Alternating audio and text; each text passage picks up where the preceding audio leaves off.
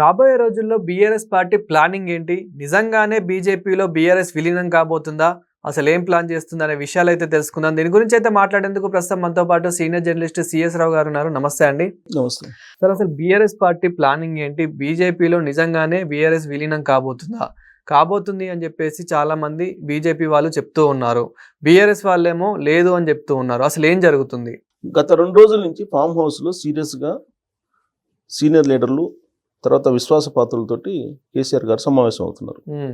ఈ 2 రోజుల నుంచి ఏ అంశాలు చర్చిస్తున్నారు ఆయన అనే దాని మీద ఎక్కువగా కాన్సన్ట్రేషన్ ఉంది చాలా మందిది. ఇప్పుడు సుప్రీంకోర్టు ఆర్డర్ ప్రకారం ఎమ్మెల్యేలకు సంబంధించినటువంటి అనర్హత వేటు విషయం మీద చర్చించడానికా, లేదంటే ఆయన కేసులు ఏదైతే ఉన్నాయో ఆ కేసుల గురించి చర్చించడానికా, లేదంటే రాజకీయ వారసత్వం మార్పు అనే అంశం మీద చర్చించడానికా. ఇప్పుడు నిన్న మొన్న సోషల్ మీడియాలో వస్తున్నటువంటి న్యూస్ ఏంటంటే కేసీఆర్ గారిని సీఎం అభ్యర్థిగా ప్రకటించాలి బీఆర్ఎస్ పార్టీని తరఫు నుంచి కేటీఆర్ గారిని. ఆ మేరకు కేసీఆర్ గారు చర్చలు జరుపుతున్నారనేది వినిపిస్తుంది. ఇప్పుడు తెలంగాణ స్క్రైబ్ అని ఒక పత్రిక పేరుతోటి రకరకాలుగా గాసిప్స్ను వదులుతున్నారు వాళ్ళు.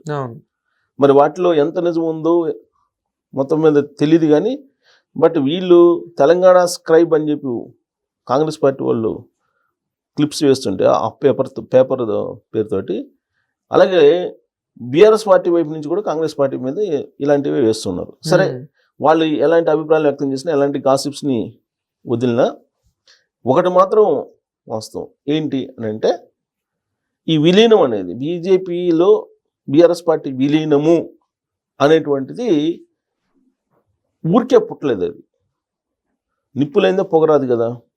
ఆ ప్రయత్నాలు జరగకపోతే కవిత గారు చెప్పరు కదా, ఇంట్లో మనిషి కదా కవిత గారు, సొంత బిడ్డే కదా. కవిత గారు అయితే చెప్పరు కదా, కవిత గారే చెప్పారు కదా. మరి కవిత గారు చెప్పినప్పుడు సరే సీఎం రమేష్ చెప్పారు, సీఎం రమేష్ గారు అబద్ధం చెప్పారని కొద్దిసేపు అనుకుందాం. కవిత గారు చెప్పారు కదా, కవిత గారు చెప్పిన దాన్ని కూడా మనం విశ్వాసంలోకి తీసుకోకూడదా?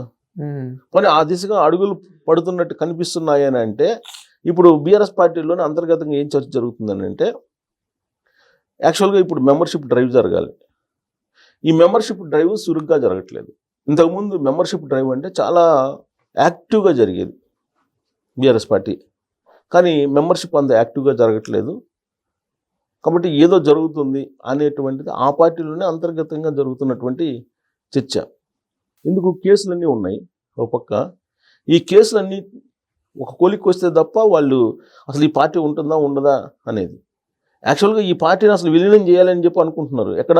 టీఆర్ఎస్ పార్టీలో విలీనం చేయాలని మళ్ళీ తిరిగి టీఆర్ఎస్ పార్టీని బీఆర్ఎస్ పార్టీగా చేశారు. మళ్ళీ బీఆర్ఎస్ పార్టీని టీఆర్ఎస్లో విలీనం చేసి అదే కారు గుర్తుతోటి మళ్ళీ టీఆర్ఎస్ని తీసుకురావాలనేటువంటి ప్రయత్నం కూడా జరుగుతోంది.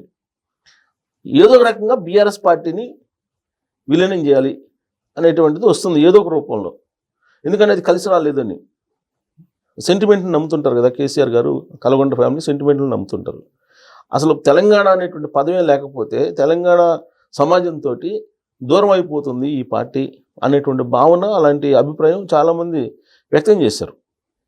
ఇలాంటి పరిస్థితుల్లో ఈ విలీనం అనేది ఉందా లేదా అనే దానికి ఆ పార్టీలో చురుగ్గా కార్యక్రమాలు జరగకపోవడం, కార్యక్రమాలతో పాటు మెంబర్షిప్ జరగకపోవడం.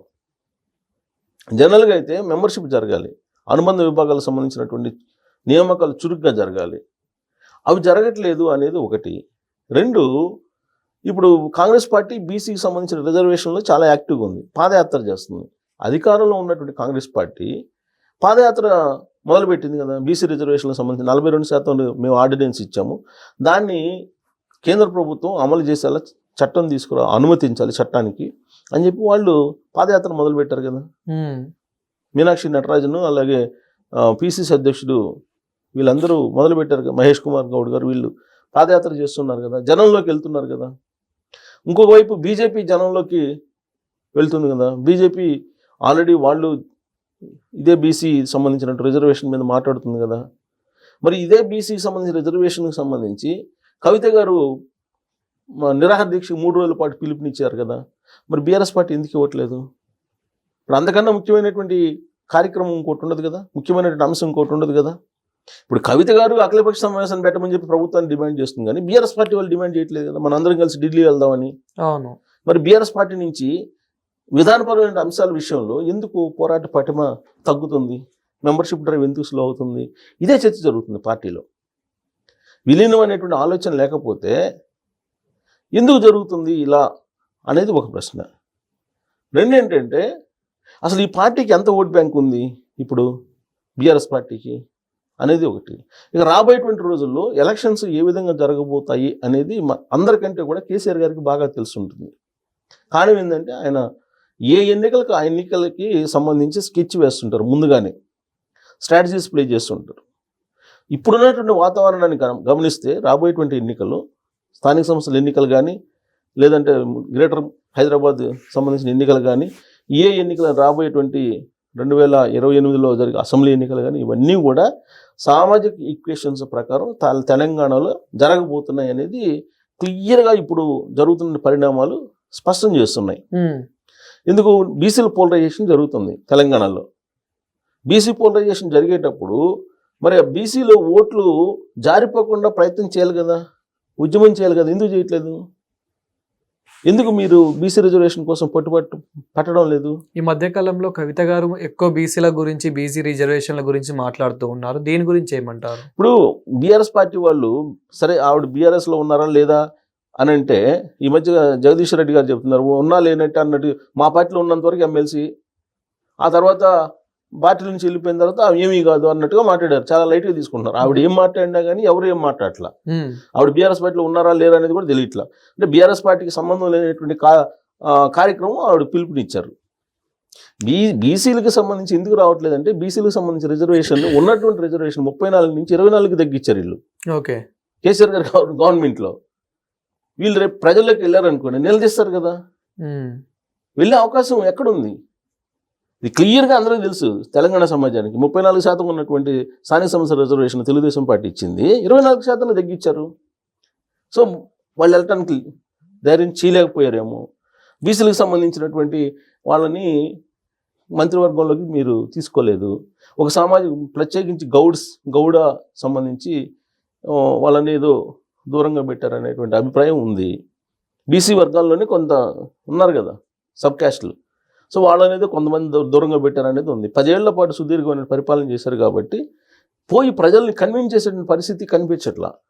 ఎంతసేపటికి సోషల్ మీడియాలో, తర్వాత యూట్యూబ్ ఛానల్స్ పెట్టుకొని లేదా సోషల్ మీడియాలో ఇలా చెప్తున్నారు తప్పితే ప్రజల్లోకి వీళ్ళు వెళ్ళినటువంటి దాఖలాలు ఈ మధ్యకాలంలో ఏమున్నాయి? ఇవి చూస్తే కనుక వీళ్ళు సీఎం రమేష్ చెప్పినట్టు విలీనానికి సిద్ధమవుతున్నారా? పైగా సీఎం రమేష్ చెప్పిన దానికి కౌంటర్ ఇవ్వట్లేదు కదా. మామూలుగా అయితే పార్టీ విలీనం అంటే చిన్న విషయం కాదు, it's big issue, big statement. దానికి సరైనటువంటి కౌంటరు, సరైనటువంటి అటాక్ ఇవ్వలేకపోతుంది కదా బీఆర్ఎస్ పార్టీలో ఉండేటువంటి పై లేయరు. డైరెక్ట్గా కేటీఆర్ గారు ప్రెస్ మీట్ పెట్టి చెప్పాలి కదా, మేమే పార్టీలో విలీనం అయ్యే ఆలోచన లేదు మేము అని చెప్పి అంటున్నారు తప్పితే సీఎం రమేష్ చెప్పింది తప్ప అబద్ధమా లేకపోతే లేదంటే నిజం లేదా ఏదనేది చెప్పాలి కదా. అవును, ఆ క్లారిటీ ఇవ్వనందువల్ల తెలంగాణ సమాజంలో అసలు ఈ పార్టీ ఏంటి అనేటువంటిది ఒక చర్చ అయితే ఉంది. దానికి తగ్గట్టు ఈ యాక్టివిటీస్ ఇవన్నీ కూడా స్లోగా ఉండడం, తర్వాత ఫామ్ హౌస్లో సీక్రెట్గా మాట్లాడుకోవటం, ఇవన్నీ చూస్తుంటే కనుక మరి సీఎం రమేష్ గారు చెప్పింది కరెక్ట్ ఏమో అనేటువంటిది అనుమానం వ్యక్తం, ఖచ్చితంగా చర్చ జరుగుద్ది. అనుమానం కాదు, ఎందుకు కౌంటర్ ఇవ్వట్లేదు అనేది వస్తుంది కదా. దాని తగ్గట్టు డీల్ అయిపోయిందని చెప్పి రేవంత్ రెడ్డి గారు ఎప్పటి నుంచో చెబుతున్నారు. ఒకవైపు రేవంత్ రెడ్డి గారు చెబుతున్నారు, ఇంకొక వైపు కవిత గారు చెబుతున్నారు, మరోవైపు ఇతర బీజేపీ నేతలు చెప్తున్నారు. కాకపోతే బీజేపీ వాళ్ళు మేము రానివ్వని చెబుతున్నారు, అది వేరే విషయం. కానీ విలీనం అనేదాన్ని ఎదుర్కోకపోవడం అనేది దాని ప్రస్తుతం జరుగుతున్న పరిణామాలు ఇవన్నీ కనుక గమనిస్తే అసలు సీఎం రమేష్ గారు చేసినటువంటి స్టేట్మెంటే బీఆర్ఎస్ పార్టీకి ఒక పెద్ద డ్యామేజ్ కలిగించే అంశం. దాన్ని తెలంగాణ సమాజంలో క్లారిటీ ఇవ్వాలి. క్లారిటీ ఇవ్వకపోగా వీళ్ళు గప్చిగ్గా ఉన్నారు అని అంటే మరి ఇంకా ఆ విలీనం అనేది అది కొనసాగుతుంది. విలీనం అనేటువంటి ఆలోచన ఉందేమో అనేటువంటి అనుమానం అయితే కలుగుతుంది. Thank you sir.